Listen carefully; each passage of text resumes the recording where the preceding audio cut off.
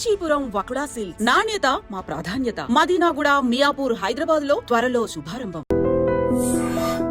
తల్లిదండ్రులు కావాలని మీ కలను నెరవేర్చుకోండి. హెగ్డే ఫెర్టిలిటీ సెంటర్ ద్వారా ఉచిత మొదటి కన్సల్టేషన్ పొందండి. 8807474474. హాయ్ హలో నమస్తే, నేను మీ anchor Shiva. Welcome to iDream Media. ఈరోజు మన ముందున్న గెస్ట్ మహేష్ విట్ట. నాతో పాటు బిగ్ బాస్ సీజన్ నాన్ స్టాప్లో స్క్రీన్ షేర్ చేసుకున్నాం, మంచి ఫ్రెండ్స్ అయ్యాం. తన జర్నీ ఫన్ బకెట్ నుంచి పటాస్ మూవీస్ అలా బిగ్ బాస్ జర్నీ వరకు చాలా ఉన్నాయి. స్టెప్స్ అప్ అండ్ డౌన్స్ ఉన్నాయి. ఇలా అంటే ఒక్కసారి ఇంత హైప్లోకి వెళ్ళడం, మళ్ళీ ఒక్కసారి డౌన్ అవ్వడం, మళ్ళీ రావడం, ఇలా చాలా ఉన్నాయి మధ్యలో. ఆ జర్నీ అంతా ఒకసారి నేను ఎప్పుడు మహేష్ విట్ట నేను ఇంటర్వ్యూ చేయలేదన్న.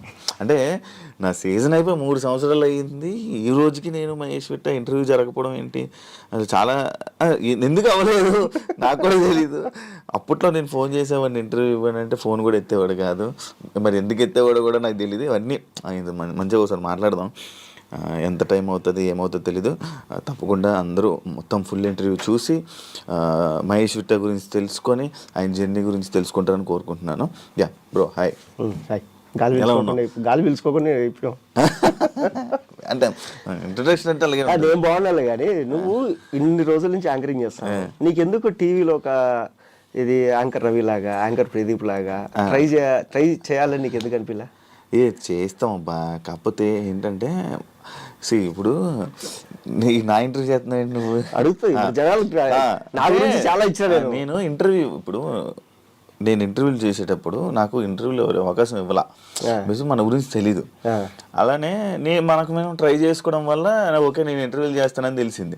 ఇప్పుడు టీవీ షోలను హోస్టింగ్ నేను చేస్తానని తెలీదు, నాకు ఎవరు అవకాశం ఇవ్వాల.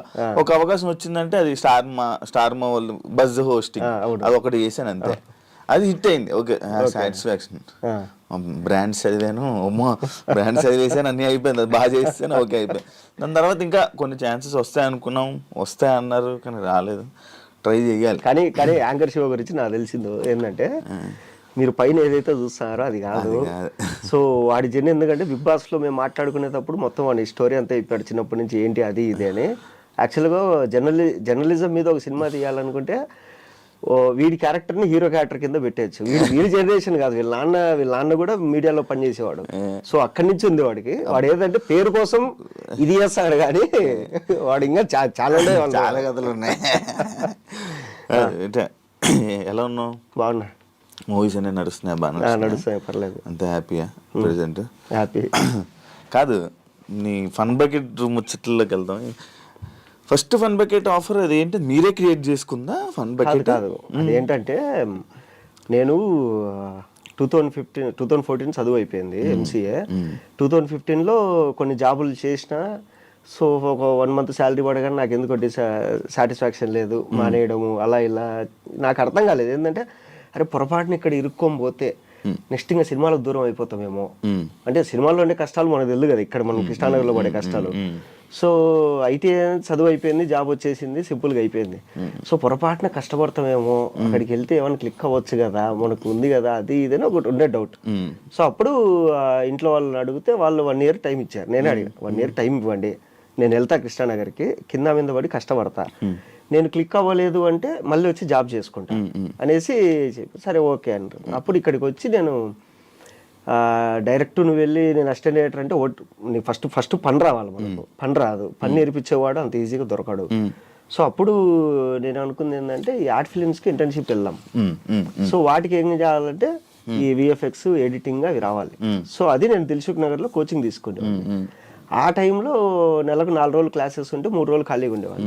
ఏం చేయాలి అనుకున్నప్పుడు ఫన్ బకెట్ డైరెక్టర్ హర్ష అన్న వరకు ఫేస్బుక్లో పోస్టులు పెట్టేవాడు అనమాట. సో వాటికి కావాలని ఆయన దృష్టిలో పడాలని చెప్పి ఆయన పోస్ట్ పెట్టగానే కామెంట్ పెట్టడం, లైక్ పెట్టడము, ఇట్లా కళ్ళల్లో పడిన తర్వాత ఆయన ఎప్పుడు ఏంటంటే రైటర్స్ కావాలి అనేవాడు. నేను 2014 ఇది ఎంసీఏ ఫైనల్ ఇయర్లో ఉన్నప్పుడు ఒక షార్ట్ ఫిల్మ్ తీసిన, ఒక 6 minute షార్ట్ ఫిల్మ్. దానికి ఏంది రైటర్గా డైరెక్టర్గా నేనే. తర్వాత ఒక 2 షార్ట్ ఫిల్మ్స్ రాసుకున్నా, ఒక లవ్ స్టోరీ ఒకటి థ్రిల్లర్ ఒకటి, ఒక 25 minutes డ్యూరేషన్లో 2 షార్ట్ ఫిల్మ్ రాసుకున్నాను. ఒకసారి అన్న నేను కలవాలి, స్టోరీస్ ఉన్నాయి, రైటర్ కావాలన్నారు కదా అంటే సరే రా తమ్ముడు అని చెప్పి పిలిచి మాట్లాడినాడు. అప్పుడు ఆయనకి నేను స్టోరీ చెప్పే క్రమంలో యాక్టింగ్ చేసి చూపించిన, ఇలా ఉంటుంది అని. అంటే నువ్వు యాక్టింగ్ కూడా బాగా చేస్తున్నావు అంటే ఏమన్నా ఎవరు చెప్పలేదు ఇంతవరకు, నేను యాక్చువల్ డైరెక్టర్ రైటర్ కావాలని వచ్చిన.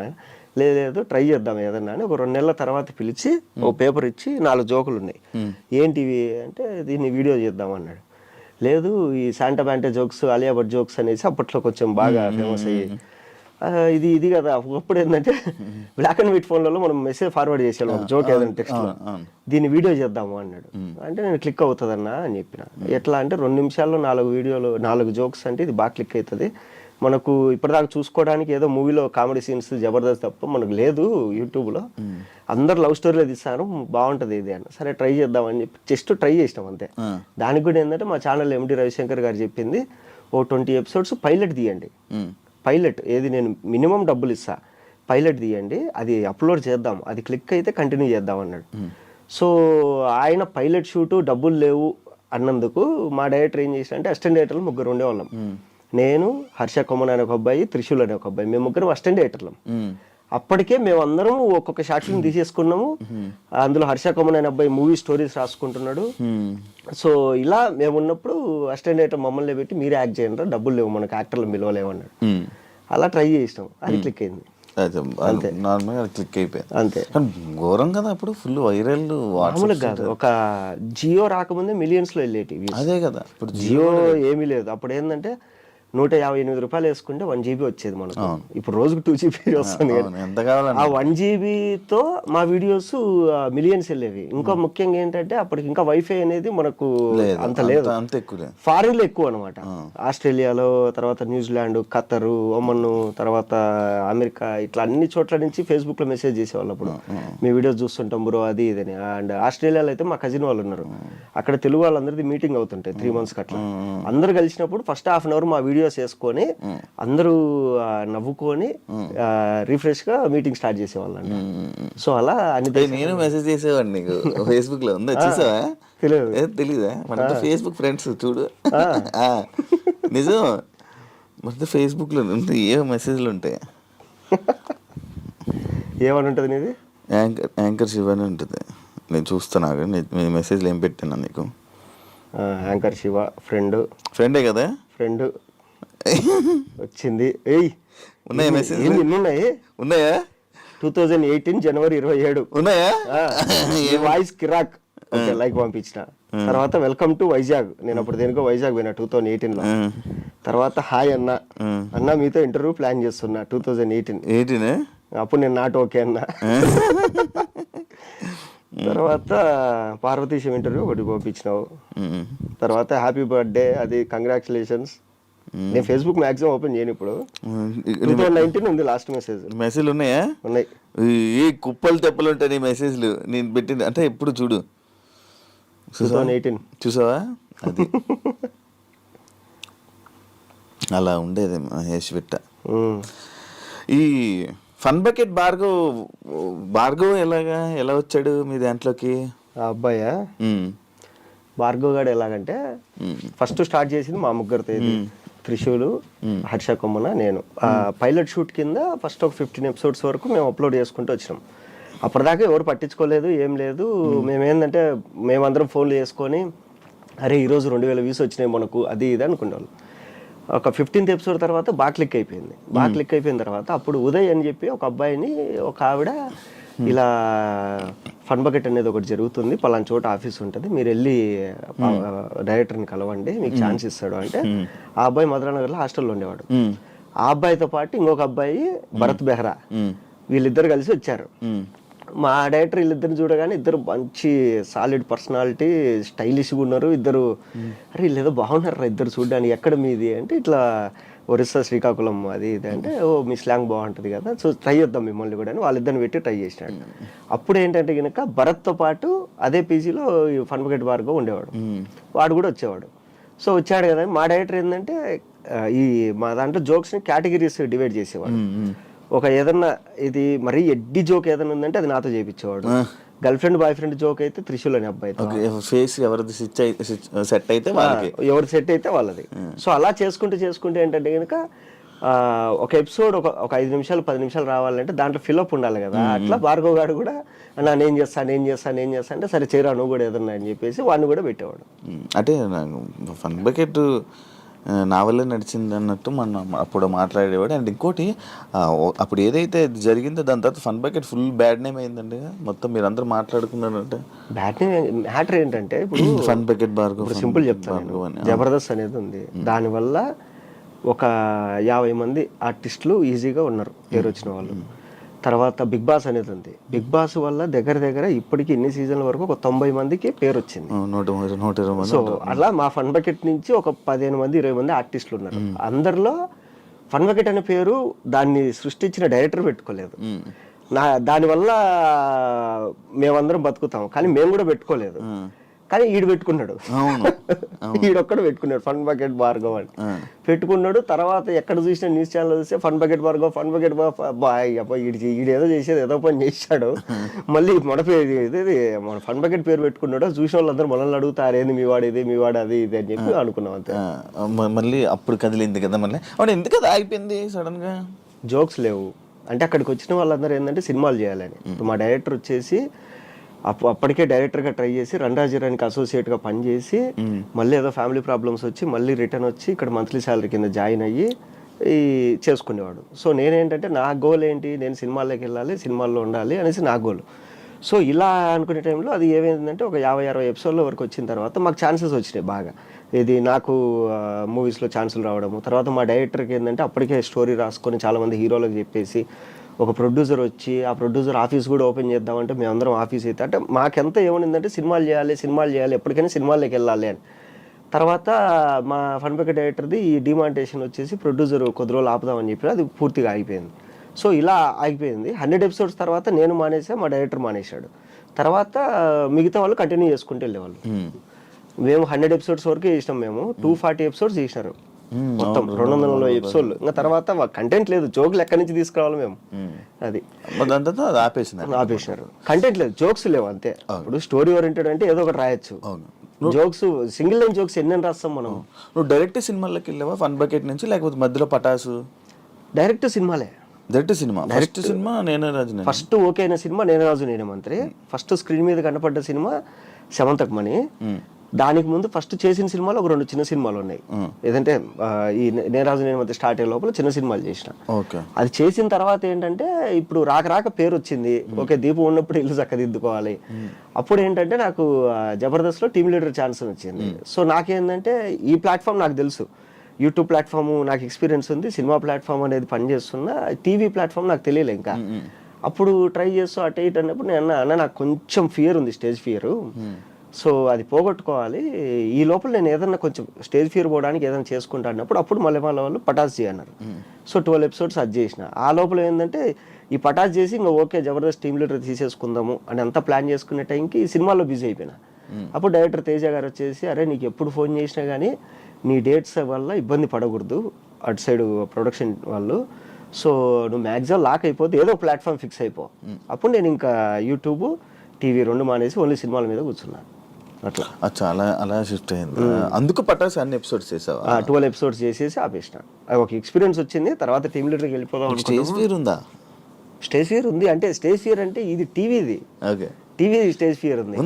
ఇక్కడ ఏంటంటే అన్ని సింగిల్ టేక్ లో చెప్పాలి. పటాస్ చేసేటప్పుడు కూడా నేను చేతి మీద రాసుకునేవాడిని, చేతి మీద గన్ పాయింట్స్ రాసుకొని పటాస్ చేస్తూ మధ్యలో అనుకుని చూసుకునేవాడిని. అవునా? అలా ఎన్ని సినిమాలు చేసి ఉంటాం మొత్తం దాదాపుగా? దగ్గర గుర్తులేదు కానీ ఒక 40 పైన చేసింట. దాంట్లో చెప్పుకోదగ్గ పెద్ద సినిమాలు ఒక 10 ఉన్నాయి. నేనే రాజు నేనే మంత్రి, దాని తర్వాత సమంతక్ మణి, తర్వాత కృష్ణార్జున, నువ్వు తోపురా, పేపర్ బాయి, తర్వాత A1 ఎక్స్ప్రెస్, కొండపొలం, జాంబీరెడ్డి, ఇంకా ఉన్నాయి, చాలా ఉన్నాయి, గుర్తురావట్లే. మహేష్ విట్ట అని పెట్టగానే నువ్వు చేయలేని సినిమాల పేర్లు వచ్చినాయి ఏంటి? నాకు అర్థం కాదు. మన మహేష్ ఆచంట ఉన్నాడు కదా, అంటే కొన్ని సినిమాలకి ఏమైందంటే మహేష్ విట్ట కొన్ని సినిమాలకి ఏంటంటే నేను ఆ సినిమాలో ఉండను కానీ ఎండ్ క్రెడిట్స్ లో నా పేర్లు వచ్చింటాయి బింబిసారా వాటిల్లో. ఎందుకు అంటే తెలియదు. ఇప్పుడు డైరెక్టర్లు ఏంటంటే మహేష్ ని పిలవండి అని చెప్పేసి మొత్తం లిస్ట్ ఇచ్చేస్తారు, ఆర్టిస్టులు ఇది కావాలని. వీళ్ళు ఫస్ట్ నుంచి నాతో మాట్లాడతారు. రీసెంట్ డాకు మహారాజ్ కూడా అందులో నన్ను పిలిచారు. ఓకే ఇట్లా 25 days క్యారెక్టర్ అమ్మ, 15 days షెడ్యూల్ అన్నారు. ఓకే అనుకున్నా, మొత్తం అంతా మాట్లాడేసిన. రేపు మధ్యాహ్నం బయలుదేరాలి, ఈరోజు మధ్యాహ్నం ఫోన్ చేసి లేదండి ఆ క్యారెక్టర్ సత్య చేస్తున్నాడు అని ఇట్లా ఏంటంటే చాలా సినిమాల్లో నా పేరు అనుకొని లాస్ట్లో నన్ను పిలవకుండా వేరే వాళ్ళని పిలవడము. వీళ్ళు ఇంకేంటంటే లాస్ట్లో ఇండికేటర్స్లో పేర్లు వేస్తారు, దాంట్లో లేచి పడేసి ఉంటుంది అది. అట్లా ఇక్కడ కార్డు ఉందా నీకు? కార్డు లేదు. ఎందుకు అప్లై చేయలేదా? కార్డు తీసుకోలే ఇంకా. అంటే ఫస్ట్లో తీసుకుందాం అనుకున్నా. ఫస్ట్లో తీసుకుందాం అని పోతే ఎన్ని సినిమాలు చేసినావు అమ్మా అన్నారు. ఒక సినిమా చేసినా సార్ అనే, ఓ 4 చేసుకొని రా అమ్మ మంచి సినిమాలు అన్నారు. సరే ఓకే అనుకున్నా. తర్వాత సినిమాలు చేసుకుందాం అనుకున్నా. అట్లా ఇట్లా అయిపోయింది. ఇంకా తర్వాత కొంచెం డల్ అయిపోవడము, ఈ ఫైనాన్స్ ఇప్పుడు కష్టాల్లో ఉండడంలో మళ్ళీ ₹1,00,000 పెట్టి కార్డు ఎందుకు తీసుకోవాలనుకోవడం. ఇప్పుడు మా అసోసియేషన్లో కార్డు కావాలంటే ₹1,00,000 మినిమం. ₹1,00,000 ఎంత ఉంది కట్టాలా? కట్టాలి. నువ్వు కట్టాలి. 3 లక్షలు అంటుంటారు, తెలియదు ఎంత ఉందో అది. అంటే అదే దాని గురించి ఇంకా పూర్తిగా తెలియదు నాకు. తీసుకోవాలా? తీసుకోవాలి, ఖచ్చితంగా తీసుకోవాలి. అంటే ఏంటి తేడా దానికి దీనికి? తేడా ఏముండదు. కార్డుకి నువ్వు ఇప్పుడు నా దగ్గర కార్డు ఉందంటే నాకు పలానా సినిమాలో డబ్బులు రాలేదంటే నేను వెళ్ళి ఛాంబర్లో కేసు పెట్టచ్చు. తర్వాత ఏంటంటే ఈ మా ఎలక్షన్ జరిగినప్పుడు ఓటింగ్ ఉంది కదా, దానిది వస్తుంది. ఇంకొకటి ఏంటంటే మాలో కార్డు రావాలంటే నువ్వు డబ్బులు కట్టాలి, నువ్వు చేసిన సినిమా రెఫరెన్స్లు పెట్టాలి. ఈ అబ్బాయి నిజంగానే పలానా సినిమాలో వేసాడని ఒక ఆల్రెడీ కార్డు ఉన్న 2-3 నీకు సైన్ పెట్టాలి. అంత ప్రాసెస్ ఉంది అట్లా. ఓకే, మినిమం ఎన్ని సినిమాలు? అవి థియేటర్లో రిలీజ్ అవ్వాలి. నువ్వు మినిమం ఇన్ని మినిట్స్ స్క్రీన్ మీద కనపడి ఉండాలి. ఓకే, అంటే ఊరికి ఎక్కడే వెనకాల కనపడిపోతే కార్డు ఇవ్వరు. అట్లా. మరి అప్లై చేస్తావా? చేయాలి, అప్లై చేయాలి ఖచ్చితంగా. కానీ సడన్ గా విట్టా ఎందుకు డౌన్ అవ్వడానికి రీజన్ ఏంటి? అది తెలియదు. డౌన్ అవ్వడానికి ఏంటంటే చెప్తా సింపుల్గా ఏంటంటే, ఇప్పుడు నేను ఎందుకు ఖాళీగా ఉన్నా అనేది నాకు తెలిసిందంటే దాన్ని రెక్టిఫై చేసి ఓవర్కమ్ అవుతాం కదా. అది తెలియదు కదా మనకు. ఎందుకు అది ఏమవుతుంది? అది ఏమైతే తెలియదు. ఇప్పుడు అంతెందుకు రేపటి నుంచి ఒక 1 వీక్ షూటింగ్ అన్నారు. ఓకే అంతా మాట్లాడేసిన డేట్లు పంపించాను, నేను డేట్లు లాక్ చేసుకొని పెట్టుకున్నా. ఈ రోజు వరకు నాకు అడ్వాన్స్ పడలేదు. తర్వాత ఇది వాళ్ళు ఫోన్లు ఎత్తట్లా, అసలు కన్ఫామా కాదా ఏంటి అని. ఇప్పుడు రీజన్ తెలియదు నాకు అక్కడ ఏమైంది రీజను అని. ఇప్పుడు కొందరు ఏమంటారు అంటే వీడు ఎక్కువ డిమాండ్ చేస్తారు అంటారు. అవును, ఎక్కువ డిమాండ్ చేస్తారు అంటే. ఎక్కువ డిమాండ్ ఎప్పుడు చేస్తాం? మన చేతిలో 30 భయంకరంగా సినిమాలు అంటే డిమాండ్ చేస్తాం. ఇప్పుడు ఇదొకటి ఉంది, ఎక్కువ తీసుకుంటాడంట అని చెప్పేసి ఒక పుకారుతో ఫోన్ చేయడం. అసలు ఎక్కువ తీసుకోవడం ఏంది? ఇప్పుడు నాకు ఎంత ఇవ్వాలో నీకు తెలుసు, అంతే ఇస్తావు. ఇప్పుడు నువ్వు మార్కెట్కి వెళ్ళి ఒక వస్తువు ఇది కావాలి నాకు ఎంత అంటే నీకు ఐడియా ఉంటుంది కదా మినిమం దీనికి ఎంత పెట్టచ్చు అని. ఇప్పుడు నేను రోజుకు 2 లక్షలు అడిగితే ఇస్తారా? ఇయ్యరు కదా. వాళ్ళు ఏమి ఇవ్వాలి దొమ్మ మా బడ్జెట్ ఇంత అని చెప్తారు కదా. సో వాళ్ళు ఎంత ఇవ్వాలో అంతే ఇస్తారు, కానీ అది ఎందుకో తెలియదు. ఇంకొకటి నేను అబ్జర్వ్ చేసింది ఏంటంటే, మనము ఎప్పుడైతే మనకు ఏది యూట్యూబ్ కానీ ఇన్స్టా కానీ ఏదో ఒక రకంగా మనం పేరు తెచ్చుకుంటామో, పేరు తెచ్చుకున్న కొత్తలో మనం ఏమనుకుంటాం, అరే డిమాండ్ చేయొద్దు, రాక అవకాశం వచ్చింది, ఎంతో కొంత చేసేద్దాం. సరే ఎంతో కొంత నువ్వు చేసుకుంటూ వెళ్ళిపోతావు. ఒక 2-3 ఏళ్ళు నువ్వు ఫుల్ నాన్ స్టాప్ సినిమాలు చేసేస్తావు, అయిపోయింది. తర్వాత ఏంటంటే సినిమా వల్లే నీకు అమౌంట్ పెంచుకుంటూ పోతారు. ఇప్పుడు నాకు హైయెస్ట్ రెమ్యునరేషన్ అంటే 50,000 ఇప్పుడు దాకా ఇచ్చింది. అది నేను అడగలేదు, వాళ్ళే ఏమా ఎంత తీసుకుంటామంటే ఆ సినిమాకి ఇంత తీసుకున్నా సార్, కనుక్కోండి ఒకసారి, మీరు కొంచెం పెంచి ఇవ్వండి. సరే ఓకే, దానికి ఇంత తీసుకున్నాం అంటే కదా, సరే మనం 50,000 ఇస్తాం, ఓకే సార్ అని చెప్పేసి మనమే చెప్తాం. రేపు మనకు డిమాండ్ తగ్గినప్పుడు ఇదే సినిమా వాళ్ళు తగ్గిస్తారు. 50,000 అంటే లేదమ్మా అంత లేదు బడ్జెట్, నువ్వు ఓకే అంటే చెయ్యి. సరే ఓకే సార్, మీ బడ్జెట్ ఎంత ఉంది? ఒక 20,000 ఉంది సార్. ఓకే పర్లేదు చేసేస్తాను సార్. ఓకే నీకు ఓకే అయితే వచ్చేసేయి. అట్లా ఉంటుంది. సో అట్లా ఏంటంటే నువ్వు బాగా అబ్జర్వ్ చేయి, ఎవరికైనా కానీ వచ్చిన స్టార్టింగ్ లో బాగా సినిమాలు ఉంటాయి, తర్వాత కొంచెం డౌన్ అవుతారు, మళ్ళీ కొద్ది రోజుల తర్వాత మళ్ళీ స్టార్ట్ అవుతాయి. ఇప్పుడు సత్య గాని, సుదర్శన్ అన్న గాని, తర్వాత బ్రహ్మానందం గారు ఒకప్పుడు ఇరగదీసేవాళ్ళు. తర్వాత మధ్యలో కొంచెం కనుకోలేదు. తర్వాత రెడీ అవన్నీ మళ్ళీ ఎప్పుడైతే వచ్చినాయో దాని తర్వాత మళ్ళీ వెళ్ళుకున్నాడు. మళ్ళీ ఇప్పుడు చూస్తే మళ్ళీ తక్కువ కనపడతారు. అది మనకు తెలియదు. కాదు ఎవరైనా ఆపుతున్నారు అలాంటివి ఏమైనా ఉంటాయి ఏంటి? అట్లేం ఆపరు. రాజకీయాలు ఎట్లుంటాయంటే నీకు ఇక్కడ రాజకీయాలని కాదు కానీ అవతలోడు తెలివి. ఇప్పుడు ఒక క్యారెక్టర్కి ఇప్పుడు రైటర్లు, డైరెక్షన్ డిపార్ట్మెంట్, డైరెక్టర్ అందరు కూర్చొని క్యారెక్టర్ ఫైనలైజ్ చేస్తారు. ఓకే ఈ క్యారెక్టర్కి ఎవరు రైటర్ ఏమంటాడంటే, నేను రాసుకునేటప్పుడు పలానా వాడిని ఊహించుకున్నా వాడైతే బాగుండు అని రైటర్ చెప్తాడు. అసోసియేట్ డైరెక్టర్లు వీళ్ళు ఏంటంటే కనుక, సార్ పలానా ఆర్టిస్ట్ అయితే టైమింగ్ ఉంటుంది, మనకు కోఆపరేట్ చేస్తాడు, పలానా ఆర్టిస్ట్ అయితే బాగుంటుంది. కొందరు ఏమంటారు డైరెక్షన్ డిపార్ట్మెంట్లో, సార్ వీడు కొత్త ఇప్పుడు వస్తాడు సార్, ఈయన పెట్టుకుంటే కొంచెం ట్రెండింగ్ ఉంటుంది. ఇలా క్యారెక్టర్ ఫైనలైజేషన్ అనేది ఉంటుంది. క్యారెక్టర్ ఫైనలైజేషన్ అని ఉంటుంది. సో ఇప్పుడు దీనికి మహేష్ విట్ట బాగుంటాడని అందరూ ఫిక్స్ అయ్యి మహేష్ విట్ట అని పిలుస్తారు. వచ్చిన తర్వాత ఏమ్మా ఎంత తీసుకుంటాం, సేమ్ సార్ నేను ఇంత తీసుకుంటా సార్, మన బడ్జెట్ ఎంత, మన బడ్జెట్ ఇంత ఉంది, ఓకే సార్ పర్లేదు నేను చేస్తా అని నేను చెప్తా. ఇప్పుడు నాకేంటంటే నేను అయిపోయింది, నేను ఒప్పేసుకున్నా, అంతా అయిపోయింది. ఇప్పుడు అదే ఆఫీస్కి కొంతమంది క్యారెక్టర్ల కోసం వెళ్తారు కదా, ఈ బ్యాచ్ ఒకటి తయారైంది, ఈఎంఐ బ్యాచ్. ఏంట్రా అంటే ఇప్పుడు నాకు ఏ ఈఎంఐలు లేవు, నా కారు ఓను, తర్వాత నా ఇల్లు ఓను, అన్నీ నా డబ్బులతోనే ఉన్నాయి నా దగ్గర. ఈఎంఐ బ్యాచ్ ఏంటంటే వీళ్ళు వచ్చిన స్టార్టింగ్లో బాగా సంపాదించేసుకొని 30 లక్షలు సంపాదించేసి ఒక 20 లక్షలు డౌన్ పేమెంట్ కట్టి ఈఎంఐలో ఇల్లు తీసుకుంటారు, ఒక 5 లక్షలు డౌన్ పేమెంట్ కట్టి కారు ఈఎంఐలో తీసుకుంటారు. ఇప్పుడు వీడికి నెల అయ్యేసరికి 1 లక్ష, 1.5 లక్ష వీడికి కావాలి ఈఎంఐలకి ఖర్చులకి. వీళ్ళు ఏం చేస్తారంటే ఇలా ఏదైతే మూవీస్ రెడీగా ఉంటాయో స్టార్ట్ అవుతుంటాయో ఆఫీసులకు వెళ్ళిపోయి కాళ్ళ మీద పడిపోయి సార్ ఎంతో కొంత ఇవ్వండి సార్, ఎంతో కొంత ఇవ్వండి సార్. నాకు కొంతమంది ఫోన్ చేసి చెప్పారు, మహేష్ ఈ క్యారెక్టర్కి నువ్వైతే 5 లక్షలు మనం బడ్జెట్ అనుకున్నది, అది కూడా మాకు ఓకే, బట్ వీడొచ్చి కాళ్ళ మీద పడిపోతారా, 1 లక్ష రూపాయలు ఏం చాలంటారా, నువ్వేం అనుకోకరా పాపము, వాడికి ఏదో ఈఎంఐలు కష్టాలు ఉన్నాయంట. సరే ఓకే సార్ ఇచ్చేయండి. ఇలా కొన్ని పోతాయి. ఇంకా కొందరు ఉంటారు, వాళ్ళు ఏంటంటే ఇప్పుడు జబర్దస్త్ కానీ యూట్యూబ్ కానీ ఇన్స్టా కానీ ఏదో ఒక ప్లాట్ఫామ్లో బాగా సంపాదించేసుకున్నారు. వీళ్ళు ఏం చేస్తారంటే ఇప్పుడు సినిమాల్లోకి వచ్చి సార్ ₹1 డబ్బులు వద్దు నాకు, నా ఫ్లైట్ టికెట్లు వేయండి, నా స్టాఫ్ డబ్బులు వేయండి, నేను వచ్చేస్తా. ఇలా ఒక 2 సంవత్సరాలలో ఒక మినిమం ఒక 5 నుంచి 8 పెద్ద సినిమాల్లో కనపడతారు. కనపడిన తర్వాత మార్కెట్ ఓపెన్ అవుతుంది ఇండస్ట్రీలో. ఇప్పుడు డబ్బులు డిమాండ్ చేస్తారు. అది కూడా ఉంది. కొంతమంది ఆర్టిస్టులు ఉన్నారు ఫ్రీగా చేసేస్తారు. పుష్ప కేశవ ఎలా పోయింది మరి? పుష్ప కేశవ నేను ఒక్కనే కాదు, ఫస్ట్ నన్ను పిలిచారు, ఇది క్యారెక్టర్ అన్నారు. నాకు పుష్ప క్యారెక్టర్ కన్నా కేశవ క్యారెక్టర్ చాలా ఇంపార్టెంట్ రా, అందరు నీ పేరే చెప్తారు. అప్పటి వరకు ఆయనకు తెలియదు, ఆయన యూట్యూబ్ చూడలేదు నాది. సో అందరు నీ పేరే, సేమ్ నేను చెప్పా డైరెక్షన్ డిపార్ట్మెంట్ రైటర్లు అందరు కూర్చొని డిస్కస్ చేస్తారు అని, అందరు నీ పేరే చెప్తారు, ఇట్లా నీ సినిమాలు నేను ఒక 2 చూస్తాను నేను అంటే, ఓకే సార్ అది ఇదన్నా అయిపోయింది. తర్వాత నా తర్వాత సుహాస్ని అబ్బాయిని చాలా మందిని అనుకున్నారు. బట్ వాళ్ళకి కావాల్సింది ఏంటంటే ఎప్పుడు పిలిచినా రావాలి, ఎప్పుడు పిలిచినా రావాలి. నాకు ఫస్ట్ ఆయన చెప్పింది 3 సంవత్సరాలు ఏం చేయకూడదు అన్నాడు. ఓకే సార్, నాకు ఇష్టమైన డైరెక్టర్లో మీరు ఒకరు, సో అందులో అల్లు అర్జున్ అన్న ఫ్యాన్ నేను, సో నేను 3 సంవత్సరాలు ఏం ఒప్పుకోకుండా చేస్తా అన్న. బట్ వీళ్ళకేంటంటే ఎందుకు ఇన్ని ఇబ్బంది పెట్టడం, ఇప్పుడే బిగ్ బాస్ నుంచి వచ్చాడు, కొంచెం రెమ్యునరేషన్ పెంచుకుంటాడు. నాకేంటంటే బిగ్ బాస్ నుంచి రాగానే ఒక 6 సినిమాలు రెడీగా ఉన్నాయి.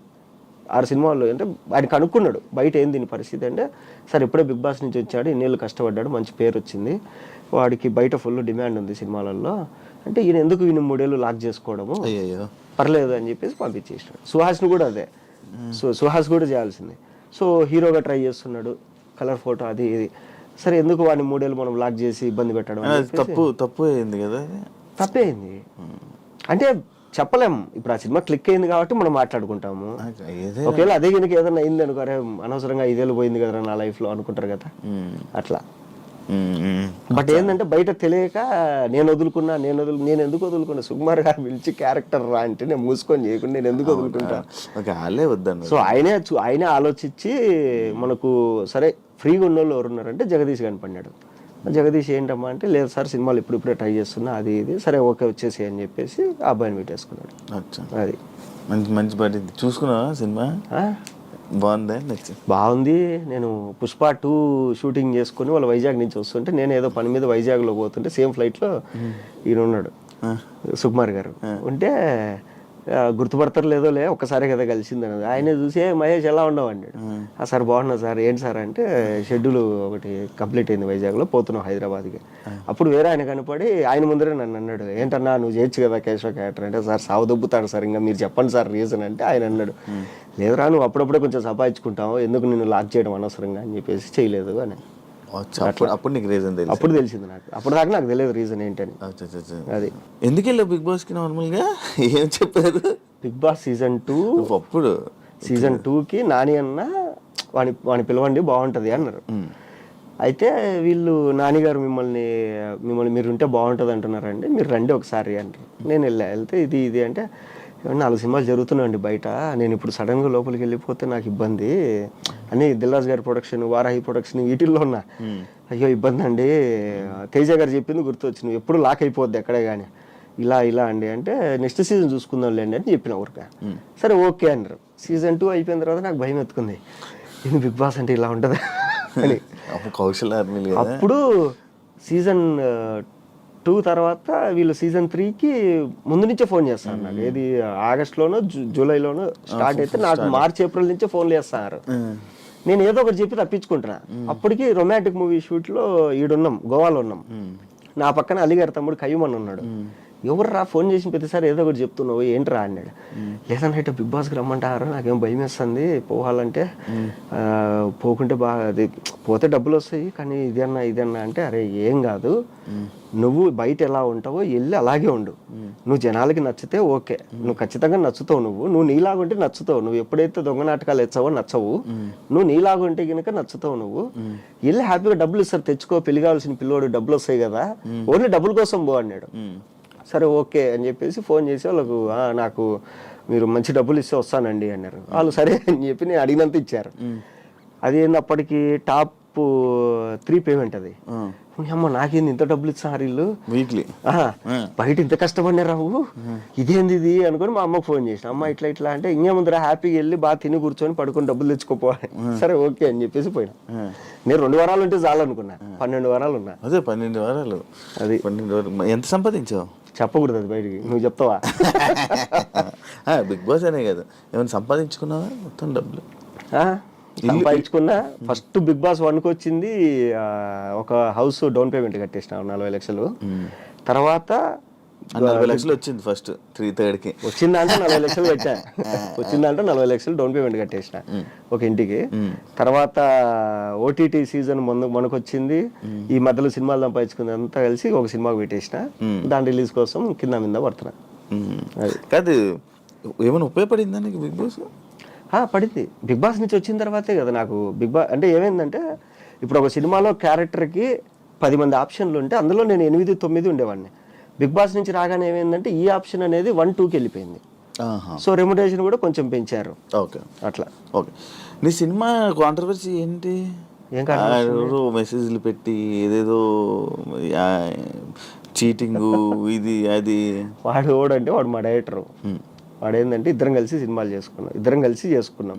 అప్పుడు వేరే పేరు ఉండేది కదా, సినిమా పేరు ఏంటి?